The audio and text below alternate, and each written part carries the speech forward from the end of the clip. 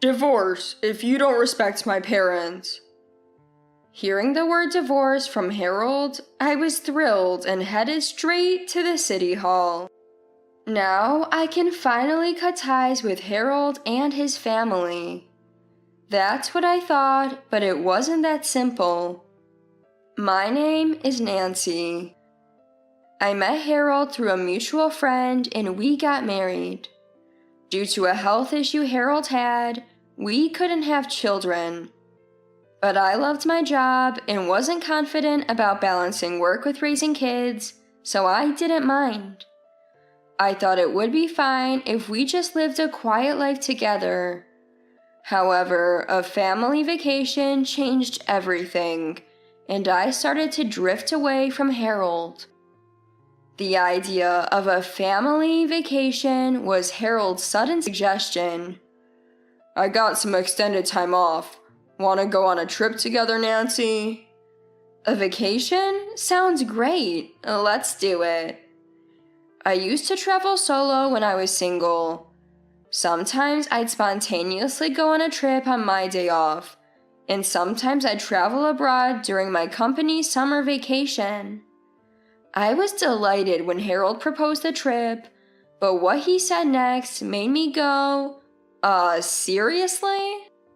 I want to do something nice for my parents, so let's invite Mila and David. And if they're coming, we have to bring my sister Kayla and her son Leon. I hid my surprise, but deep down, I wasn't thrilled. To put it bluntly, Harold's parents don't have boundaries. They believe that once you're married, you should always listen to your in-laws. Just seeing my in-laws once a year is stressful enough for me because our views are so different. Then there's Kayla, Harold's even more selfish sister. She has a 2-year-old son, Leon, and apparently she had a massive fight with her husband and divorced him shortly after Leon was born. Given Kayla's assertiveness, I can easily picture her in that situation. A vacation with such in-laws, a sister-in-law, and a toddler? That's not the trip I had in mind. I wanted a trip just with Harold, but since I had already said yes, I couldn't back out. Moreover, Harold always treated my parents with the same respect. If Harold wanted to do something nice for his parents, I thought I should support him, so I agreed to the family trip. Little did I know I deeply regret this decision. Both the in-laws and Kayla wanted to go on the trip but seemed too lazy to plan. Nancy's experience with this, right? Why not leave it to her? With Kayla's comments, the planning was suddenly all on me. Planning a solo trip and a family trip with a child are entirely different. I don't have kids, so I have no idea about family-friendly spots.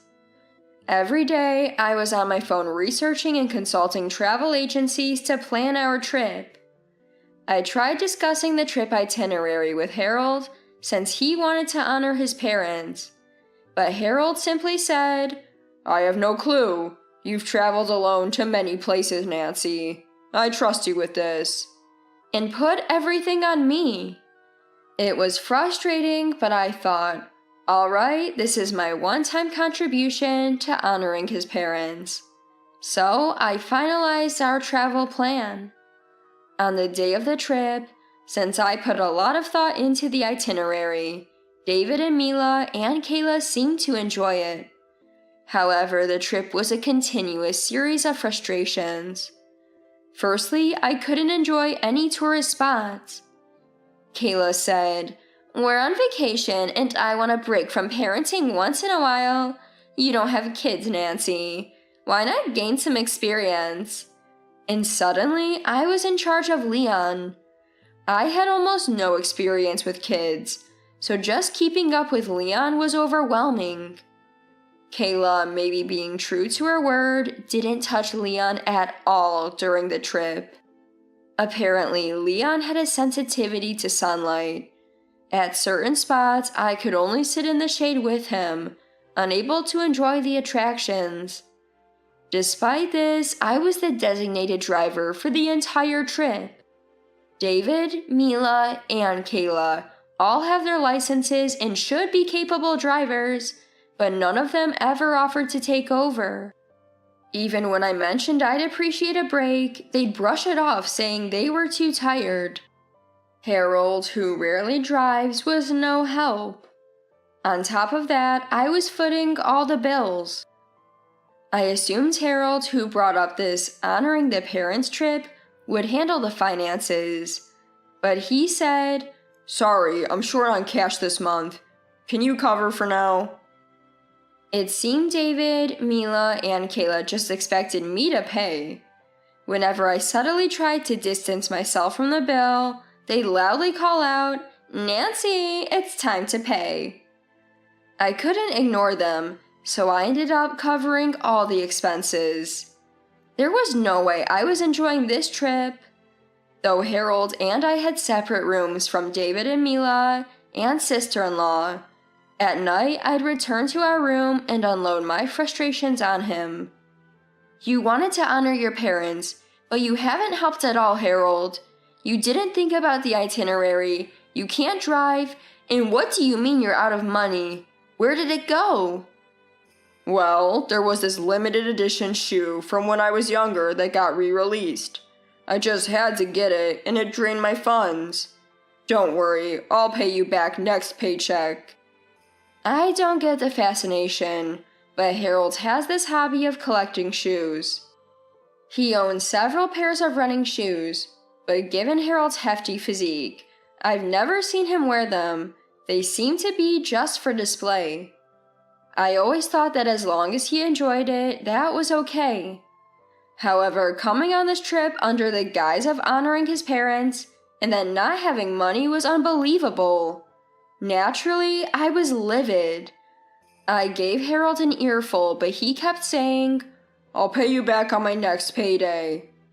Seeing no point in further complaining to a penniless Harold, I went to bed in exasperation. "I expect you to help with Leon tomorrow at least," I warned him. But the next day was no different. Leon was attached to Harold, but Mila wouldn't allow it. "It's obvious that women should care for children. On a family trip, it's only natural for the daughter-in-law, Nancy, to do so." Harold followed his mother's words over my request.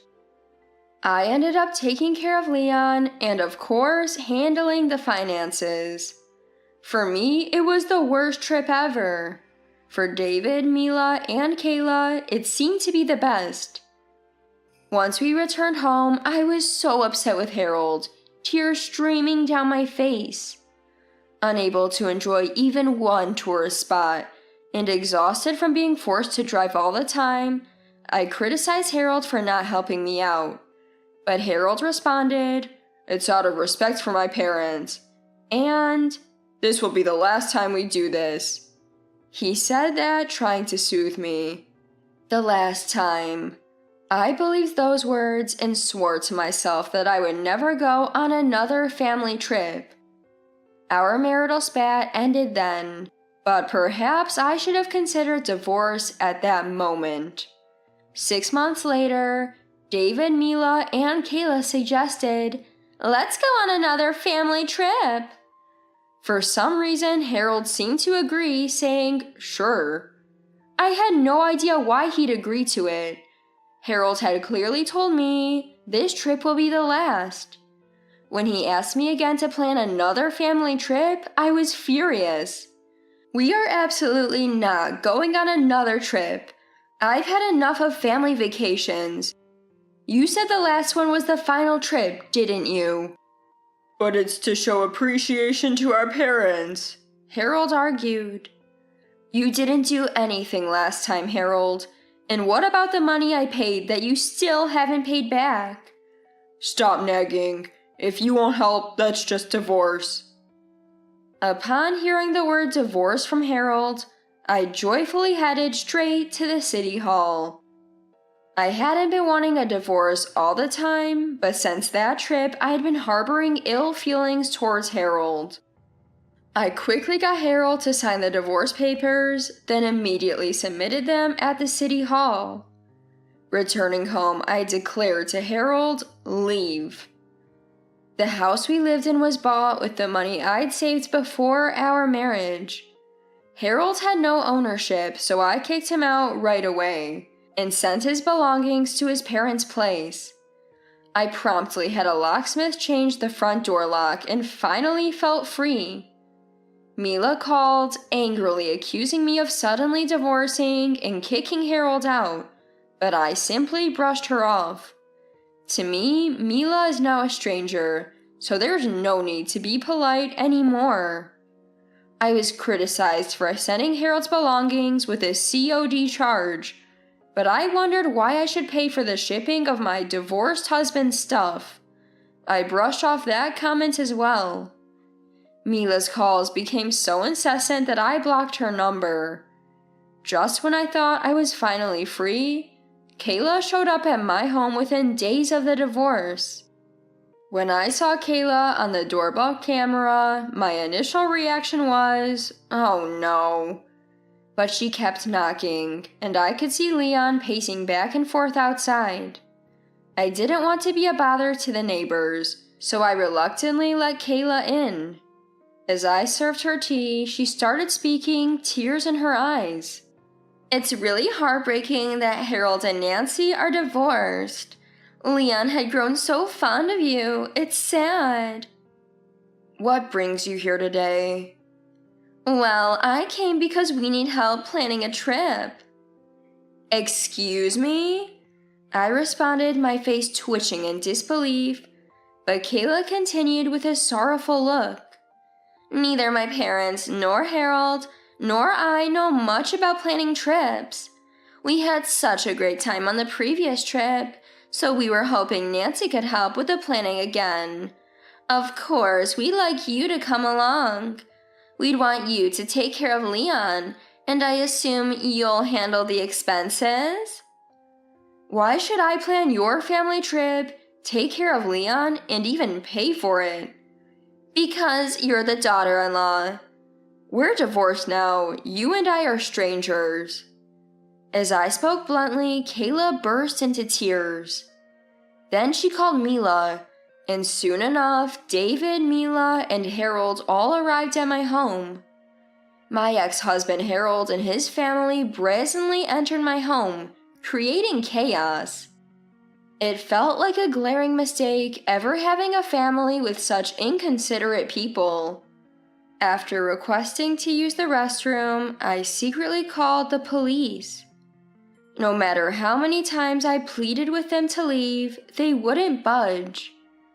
Returning from the restroom, I confronted them, revealing I'd called the authorities. Despite that, they wouldn't leave. They didn't seem to believe me until the police actually arrived, their shocked faces saying it all. Kayla was livid, snapping at me. Why are you being so disrespectful? Just for asking you to show some decency, you call the police on us? An officer intervened, asking, Are these people related to you? I clarified, no, it's my ex-husband and his family. After I explained the situation to the police, an officer gave me a sympathetic look and said, You've had a tough time. It truly was an exhausting ordeal. The police handled the disruptive family expertly, separating us and eventually escorting them out. As they departed, the officers warned that such irrational individuals might return. Wanting no further ties with this bizarre family, I handed my house over to an acquaintance and moved out. Just when I thought I'd successfully severed ties, Harold called me a few days later. At work, I ignored the persistent calls at first, but finally picked up. He sounded frantic, yelling, Why aren't you coming out of the house? I could break another window. The flower beds are ruined and the front door is covered in mud. It's all because you're hiding in there. I replied, puzzled, What are you talking about? If you keep this up, things will get much worse. I know you're home. The lights are on. I'm at work right now. Besides, that's not my house anymore. Huh? A puzzled tone echoed from the phone. From a distance, I could hear police sirens. It seemed Harold accidentally forgot to hang up, and from the other end of the line, a distinct voice could be heard. It was the voice of my brother. My brother served in the Marines, and he's quite the robust man. To Harold's surprise, it wasn't me but my brother on the scene. My brother warned him, "The police are on their way, stay put." A startled yelp, "Eek!" came from Harold in response. My brother confiscated Harold's phone and explained the situation to me. Harold and his family had targeted the house I used to live in, which my brother now occupied. Without warning, they broke windows and caused an uproar. I had warned my brother about the possibility of Harold and his family showing up. Still, he decided to live in that house, since it was conveniently close to his workplace. Aware of the potential threat, he installed security cameras everywhere. As a result, all the misconduct by Harold and his family was captured on camera. Instead of merely hiding inside, my brother called the police and waited for their arrival. The police arrested Harold and his family, primarily for the property damage they caused. I also had an audio recording of Harold threatening me, which I used to press charges for intimidation. My brother and I were puzzled. Why would a mere family trip lead to such chaos? The police investigation revealed a startling reason. Apparently, after divorcing me, Harold had quit his job. He mistakenly thought that moving back to his parents' home would mean not having to pay living expenses. So he left his job, and Kayla wasn't working either, citing childcare challenges. It seemed that supporting 4 adults and a child on a pension was too much for them. So Harold and his family seemingly tried to consider me as part of their family to demand money. They possibly thought that if they went on a family trip, my feelings for Harold would rekindle, and I might consider remarrying him. Such a bizarre reason left both my brother and me stunned. I decided that if I continued to deal with this family, things might spiral out of control. So I consulted with a lawyer and obtained a restraining order against all members of Harold's family. Later, Harold's family received a sentence with probation. Despite this, Harold sent me an email updating me about his situation.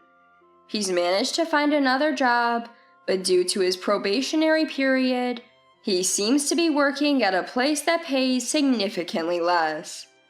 All their savings, which were supposed to go to me and my brother for damages and emotional distress, were gone. The money Harold worked so hard to earn was mostly taken away by Kayla, claiming it's for their son Leon, and his in-laws took a significant portion as their share for living expenses. He even had to sell most of his favorite premium brand shoes, indicating his tight financial situation. Harold wrote about realizing the value of the life he once had with me, and even expressed a desire to rebuild our marital relationship. However, I blocked his emails. Since then, I've been unaware of any updates from that family. The family brought this all on themselves, and I had no sympathy for them. My brother still lives in that house, and since then, Harold and his family have never returned, living their lives in peace elsewhere. As for me, I'm relishing my independent and free life. I've reignited my passion for solo travel. Every day, I'm filled with excitement, pondering which country to visit next.